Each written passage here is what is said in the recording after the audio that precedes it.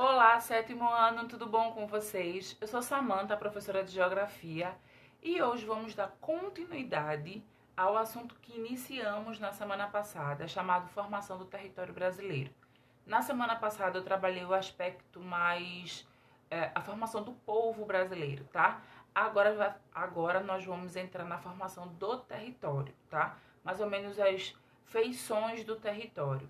Lembrando que essa parte do território a gente termina hoje, mas na semana que vem a gente vai falar da formação econômica, que está diretamente atrelada ao formato do território, tá bom? Então, essa aula vai ter várias partes, tá? Então, vamos seguir aqui. Você sabia que nem sempre o Brasil teve esse formato? Pois é, o Brasil nem sempre foi assim, tá? Existe um processo histórico que conta como é que foi isso, tá? Esse formato ele é produto de vários momentos históricos, de intervenções econômicas, guerras que houve, conflitos, para que a gente chegasse a esse território que nós temos hoje. O que a gente precisa antes de passar para falar de território, um elemento que é fundamental nesse eixo é você compreender com clareza o que são limites e fronteiras, tá bom? Então vamos lá. Fronteira é sempre a fronteira que há entre os países, tá certo? Entre o limite de um país e outro, cria uma fronteira. Já entre estados, a gente não chama de fronteira, a gente chama de divisa. Então, entre um estado e outro, nós temos divisas, né? Que são linhas que separam um estado do outro, tá? E entre municípios, nós temos limites. Então, existe um limite entre o município de Olinda, o município de Recife, o município de Paulista. Normalmente, quando a gente está na estrada, né, nas avenidas, a gente vê uma placa: bem-vindo a Paulista, bem-vindo a Abreu Lima, bem-vindo a Olinda, porque é os limites municipais, tá? Então, não confundam aí o que é fronteira, divisa e limite. Fronteira é o limite entre países, divisa é o limite entre estados e limite é o limite entre municípios, tá bom? Aí, vê só, deixa eu só continuar aqui, cadê? Pronto. E o Brasil é um país enorme, como a gente falou na semana passada. Inclusive, se você não assistiu a aula da semana passada, assista, porque ela é a... Sem a aula da semana passada, você pode se perder um pouco nessa aula de hoje, tá bom? Deixa eu ver. Nosso país é enorme e ele faz fronteira com vários países. Praticamente todos da América do Sul, exceto o Equador e o Chile. Alguns nós temos uma fronteira pequena, outros nós temos uma fronteira bem grande. Por exemplo, a fronteira que divide a Bolívia do Brasil é de mais de 3.000 quilômetros, tá? Já a fronteira que vai dividir a Guiana Francesa do Brasil é de 730 quilômetros. Então, a gente tem essas diferenças de fronteiras. Outra coisa, é muito importante proteger as fronteiras para que os países... É como aquela coisa de muro de vizinho, né? Quintal de vizinho. É importante você proteger para que ninguém entre no espaço do território do outro, tá? E quando falamos de fronteira, estamos nos referindo a uma faixa de terra que se estende ao longo do limite. Tem um limite, uma linha, mas tem aquela zona de fronteira, né? Aquela área que está em torno, tá bom? Esses limites são linhas imaginárias que são estabelecidas entre os países, tá? Essas fronteiras são formadas a partir disso. E elas podem ser naturais ou artificiais. As fronteiras naturais são ótimas, porque ela já lhe limita, é até esse rio, é até esse deserto, é até essa montanha, sabe? É massa porque fica bem estabelecido. Essa é uma imagem do Rio da Prata, que divide a Argentina, Brasil e Paraguai. Então, de um lado tem o Paraguai, de um lado tem a Argentina, de um lado tem o Brasil. Está bem delimitado isso. Existe também um consenso sobre as águas, né? As águas desse rio. Eles fazem reuniões e montam o gerenciamento dessas águas para que ninguém contamine e acabe atrapalhando o outro país vizinho. Então, tem todo um regimento, tá? Para que o gerenciamento desse elemento físico seja bom para todo mundo. Alguns países não tem elementos naturais para dividir ele do outro. Então, ele desenvolve, ele cria. Então, são elementos artificiais. Dependendo da relação que esses países tenham, por exemplo, se a relação for tranquila, amistosa, como o Brasil e Paraguai, que é de boa, são bons vizinhos, basta uma linha pintada na ponte que diz, ó, essa ponte aqui, ó, divide o meio, tá? De um lado é o Paraguai e de um lado é o Brasil.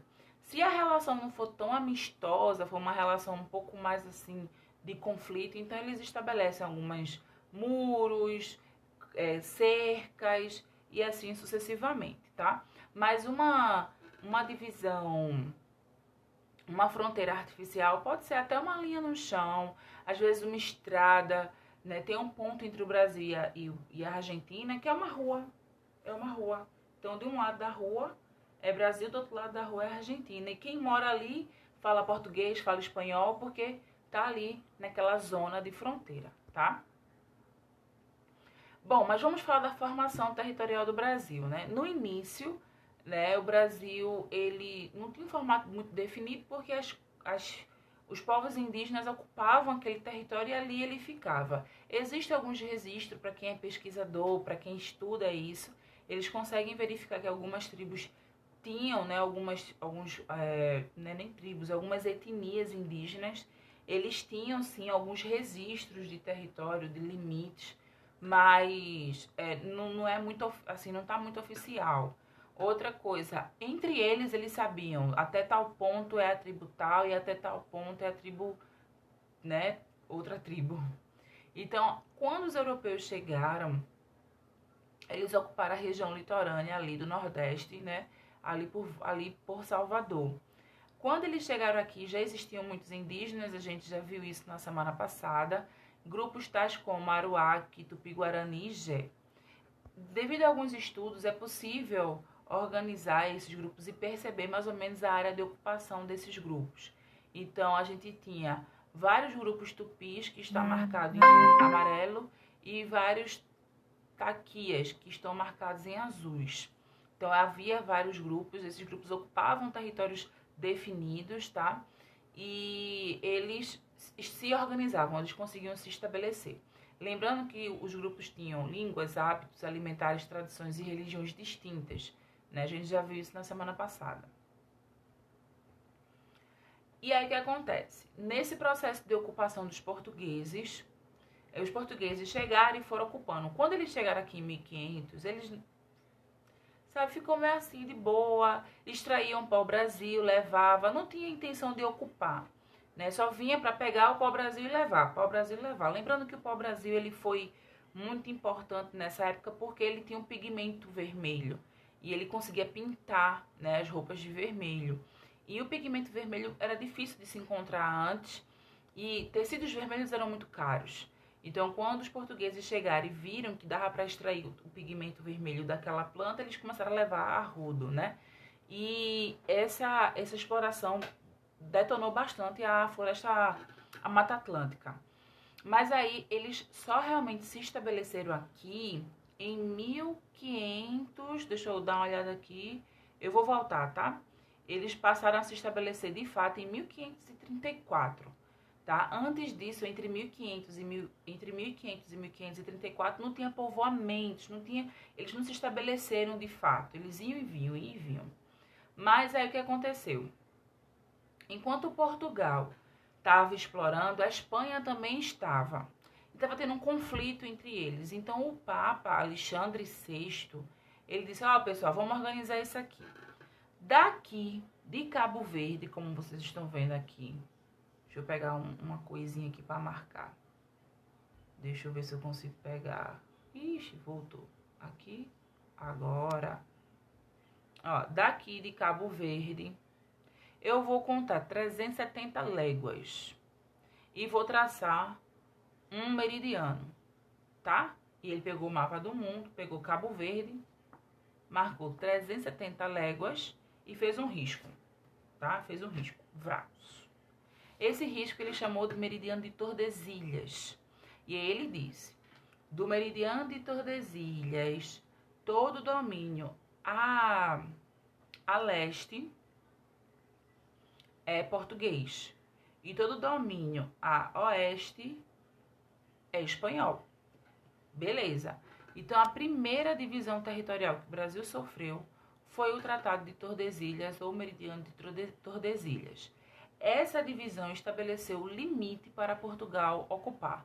Então, Portugal ocupava, né, dessa região, eles vieram daqui, começaram a ocupar aqui, e eles podiam ocupar até aqui, até o Tratado de Tordesilhas, tá certo? E aí o que acontece? Nesse período eles exploraram o pau-brasil, deu nome, né? O pau-brasil deu nome ao Brasil. Ele servia para tingir roupa, para fazer violino, né? Porque era uma madeira nobre. Nesse período houve uma barbárie com a floresta amazônica, com a mata, com a Mata Atlântica, destruiu bastante. E esse período não estimulou muito a ocupação, sabe? Eles iam e vinham, pegavam madeira, levava. Somente depois, com a cana-de-açúcar, que aí eu vou falar na semana que vem, é que houve o processo de colonização, de se estabelecer. Para poder se estabelecer, eles criaram uma outra divisão. Estava tudo muito solto, tudo muito bagunçado. Eles tinham que ocupar, senão eles iam perder, senão acabavam outros povos ocupando. Então, eles criaram as capitanias hereditárias, tá? Então, esse é o mapa das capitanias de 1934 até 1936. Eles dividiam em faixa de terra, sem obedecer questão de rio, de montanha, de nada. Era só um risco. Pegou aqui o papel e tome, riscou. Nesse processo de riscar, eles dividiram as capitanias. As capitanias que mais deram certo foi a capitania de Pernambuco e a capitania de São Vicente, que eu vou falar para vocês na aula da semana que vem. E aí eles dividiram. E a coroa portuguesa, ela convidava um português e dizia, olha, você vá lá e vire dono. Chamava-se donatário, tá? E ele deu, vem cá, fulano. Claro, alguém da nobreza, alguém, né, que fazia parte da elite ali daquela época. Então, Joaquim, vem cá, toma como é que eu posso dizer? Toma a capitania do Porto Seguro, toma a capitania de Ilhéus, toma a capitania da Bahia, toma a capitania do Espírito Santo, toma a capitania de Pernambuco. Então foi assim, ela deu. Teve alguns donatários que nem chegaram no Brasil. Ele, vou pra ali nada, Deus me livre. Ali eu não vou, não. Já outros disseram, não, eu vou, quero me tornar dono, proprietário daquela terra, arrumar, né, formar uma nova sociedade.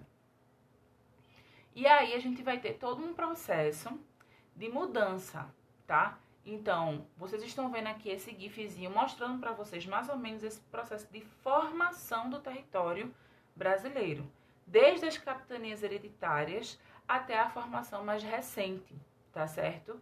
E aí eu vou passar de novo aqui, tá? Deixa eu ver, pronto, acabou. Pra gente acompanhar, em 1534 as capitanias hereditárias, depois a divisão Estado do Maranhão e Estado do Brasil. Em 1709 você já vê ganhando mais território, ganhando mais feição. Em 1823 você vê, o Brasil já se formando, ganhando esses espaços, tá? Você também percebe que houve uma mudança no nome dos estados e no tamanho dos estados nesse período, tá? Outra coisa também, todo esse processo de mudança, ele está diretamente relacionado a fatores econômicos e políticos, que é o que eu vou falar na semana que vem, a questão econômica e política, tá certo? Esse é o Brasil atual, ele é dividido em 5 regiões, tá? 26 estados e um Distrito Federal, e essa divisão foi organizada pelo IBGE, que é o Instituto Brasileiro de Geografia e Estatística. Esse instituto é responsável por monitorar e organizar os dados do Brasil. Vou falar para vocês, não na semana que vem, mas em outra aula, tá bom? E agora a hora do exercício. Quero ver se todo mundo entendeu o que foi que eu falei, tá? Lembrando, você dá o pause, copia no caderno, responde, que daqui a quinta ou sexta a gente vai se encontrar para corrigir. Então, qual a diferença entre fronteira, limites e divisa? Cite o nome de 2 países que fazem fronteira com o Brasil. Qual é a diferença entre fronteiras naturais e artificiais? No que consiste o Tratado de Tordesilhas? Qual foi a primeira divisão territorial do Brasil? Atualmente o Brasil é dividido em quantas regiões e em quantos estados? Então responde para mim e essa semana, quinta ou sexta, a gente vai se ver para corrigir, tá bom? Beijo para vocês. Tchau, tchau.